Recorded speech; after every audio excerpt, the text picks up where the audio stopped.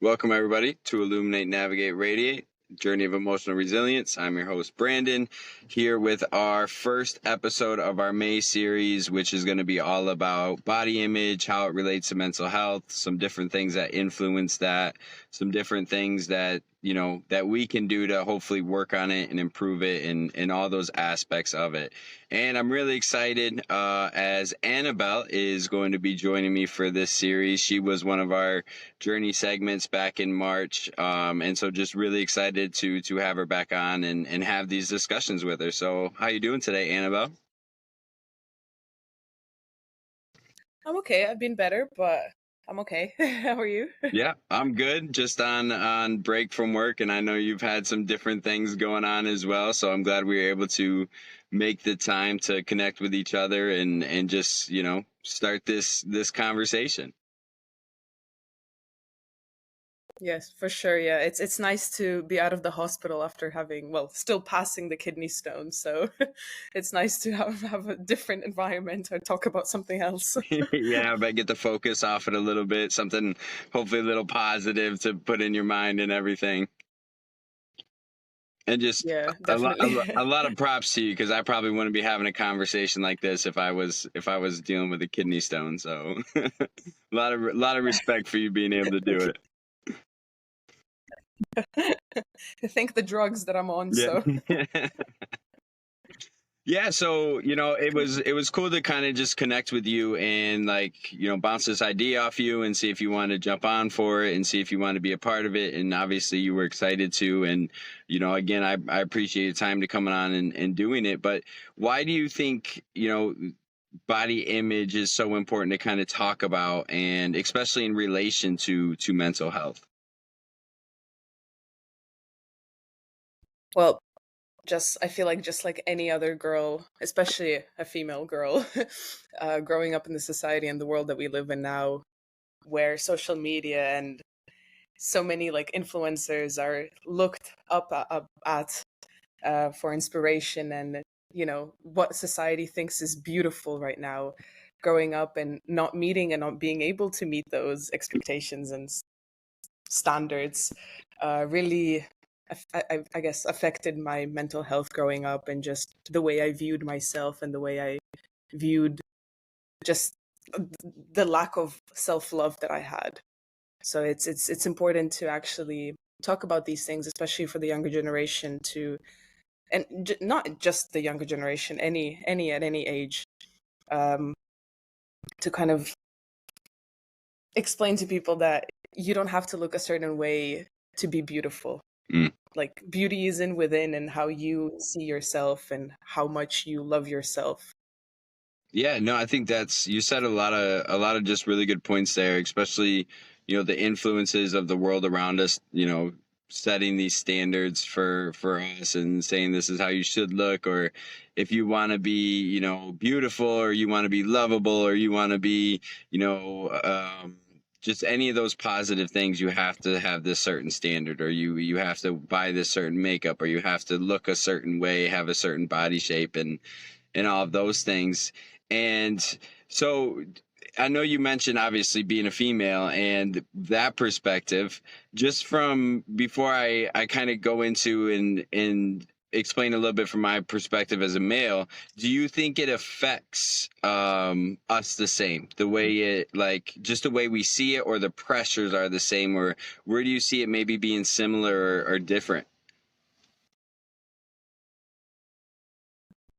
I feel like it's an interesting question, because obviously I'm not I don't I don't know the end of the the male perspective of it, but I feel like the pressure is the same. The pressure is the same to look a certain way. In that sense, it's the same, but I feel like there's more of it for a woman specifically, because I feel like with women it's the way you do your hair, the way you do, how your eyebrows look, how your lips look, how your nose looks, how your face looks, how your stomach looks. Like it's like very specific. You can literally pinpoint specifically little things on a female body and be like, oh, I don't like this, I like this, she should look like that. Whereas maybe on a male perspective, I don't think society picks so many little things. Obviously, the pressure is still the same because there's still society still tells us that we should look a certain way. So, yeah, if that makes sense. Oh yeah, that makes perfect sense, and I think I would agree with that as well. Just because I don't think there's you started like pointing it out, right? Your lips or your nose or whatever it is for female. There's a lot more like I think little details. So then you're a lot more maybe self conscious or you notice those things a little bit more. Whereas with a guy, I think like the main ones I think about is like muscle for one. Obviously, you gotta look a certain way in your body shape and that. And then maybe your jawline is one I always hear when I have that conversation is having a strong jawline.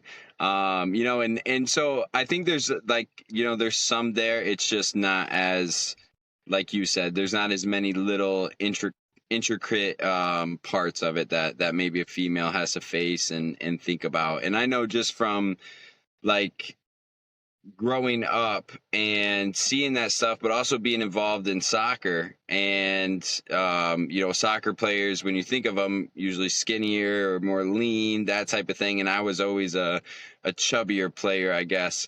And so it always affected me, even though I was always a big part of the team and always contributing and working hard and playing well. I was still really self-conscious, and it made me feel like I wasn't as good as anybody else on my team. It made me feel like maybe I didn't belong on my team and in that environment because I didn't have the six pack. I didn't look the way that all of my teammates looked, you know? So I think it can play some different parts in that. And I just want to ask you, like, do you remember one of the first times you started thinking about that, or like at an early age when it started to affect kind of how you viewed yourself? I have actually a quite interesting story about this. I don't know if you remember, like when Tumblr was a thing. So that was the very first time when I started thinking of myself, because obviously Tumblr was such a big thing like back in the day for young girls.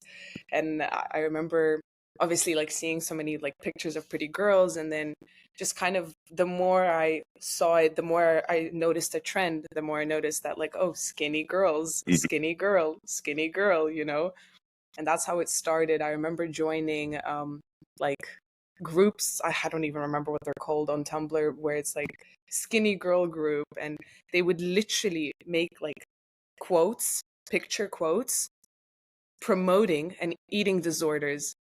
Something along the lines of, oh, uh, I can't remember exactly, but it was something along the lines of, oh, uh, remember, you can't eat today if you want to be skinny, something like this. And it was that's how it started. That's when, especially when Instagram became a thing, and then Kylie Jenner became a thing, and that's how it like started. I think I was around probably like 12 or something, 11, 12 years old. So it was at a really young age I started noticing these things and trying to make myself look skinny. Yeah, and I think that's what makes it an important thing to talk about, right? When we're at such a young age, and I think it can even play in at a younger age when you look at the influences of like media in, kids shows and the way they make, the heroes look or the princesses look and the different characters of these TV shows, and it starts like even just getting in our head at such an early age. But like you said, with the whole Exactly. promoting that an eating disorder and developing these mental health battles as we go through it, because outside society tells us like, yeah, if you don't eat today you'll be skinny and then you'll be attractive and then you'll be able to get a guy you want or a woman you want. And I remember in between so I dropped out in between my freshman year after my first year playing soccer, and I had gained a bunch of weight because I was drinking a lot and I was smoking a lot, so I was eating a lot, had the munchies all the time, and I gained a bunch of weight, and I ended up losing a bunch of the weight once I got on hard drugs, and I started doing hard drugs, so I stopped eating and that type of thing, and I lost a bunch of weight. And some of my old teammates had saw a picture of me um, skinnier, and they were like, "Oh wow, you look good, you look great." Even though I'm in the worst like spot mentally of my life, they're like, "Oh man, you don't look as fat as you used to when you were here." And so I ended up getting another opportunity to go back and play. And so that was just, one of those things where even with that, even when you're struggling, whether it's you're not feeling good enough, or you're dealing with an eating disorder, or depression, or anxiety, or for me, addiction, um, it's as long as you look good, everything's okay. Yeah, I feel like not only that it affects our mental health, but it actually makes it worse to our own self-image because of all of these expectations and this pressure around you, literally from everyone. And it doesn't have to be direct pressure. It doesn't have to be a specific comment that someone made to you. It can literally just be your own mind comparing yourself to your friend and being like, oh, I don't look like her, I'm not good enough. And it makes it worse. You develop some sort of like hatred towards yourself because you think you're not enough. Oh yeah, I can I can relate to that so much, because I mean it's definitely there with the society thing, like always feeling like I needed to look a certain way. But I felt it way more looking at like my teammates or my friends that looked like they were in better shape than me, even if I could run longer and play harder than them. And that's what really mattered, was like just the healthy aspect behind it. Um, I always like it just played such a big role in feeling like I wasn't enough in a lot of those moments. And then that plays a role in me wanting to keep isolating and keep getting high and keep running away from opportunities, because I think when we let that make us feel like we're not good enough, then maybe we're not going to try to take opportunities in life, because then it's not only that we don't look good enough, but I'm not going to be good enough for this job, so I'm not going to apply. Or I'm not going to be good enough for this person, so I'm not going to try to talk to them. And it can just start playing Yeah, this effect on all aspects of our life. exactly. Yeah, I relate to that so much, especially the fact that like, oh, for me, the biggest issue for me is something I'll try, like try on different outfits, but I don't like the way I look because I think I look fat. So in the end, I either end up canceling, not going out at all, or going but just being so like angry and upset, just so moody, not communicating, not actually enjoying my time with friends. So it's and then that equals to me just having a like horrible night, and it like it piles on at the end of the day. It's like these little things that Yeah. And I think that like you just said, not only will it make you cancel a moment, right? You'll cancel something that you were supposed to be a part of, but even if you end up pushing yourself to go, then you're not actually in that moment. You're worried about all these different things, or how somebody may look at you or view you, or all the different things that go into that. And I think that's where, like, I think this is going to be a really good like conversation about some of those different aspects on it, and how we feel that pressure from different aspects of life. And it's not only social media, but it's friends, families, it's our own mindset. Maybe it's the standards of where we're at, just in a city, or culturally, or any of those things that play such a role. And then when you feel good about yourself, and for me, it comes and goes still, like working on myself. There's days I feel better than other days.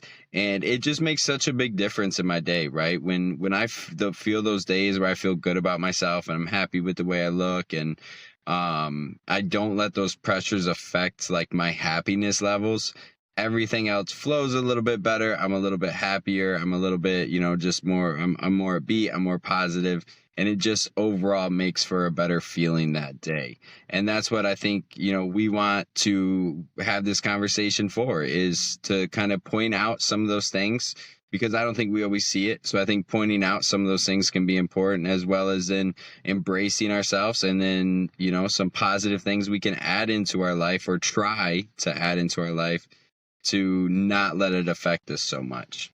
But yeah, so I'm excited to jump back on for next week, where we dive into the next aspect of it. We really just wanted to jump on today and kind of introduce what we're going to be doing on Fridays this month, and reintroduce Anabel to the channel, and just be able to kind of share what this series is about. And then we're looking forward to moving forward with it. So thank you again, Anabel. I'm looking forward to doing this month with you.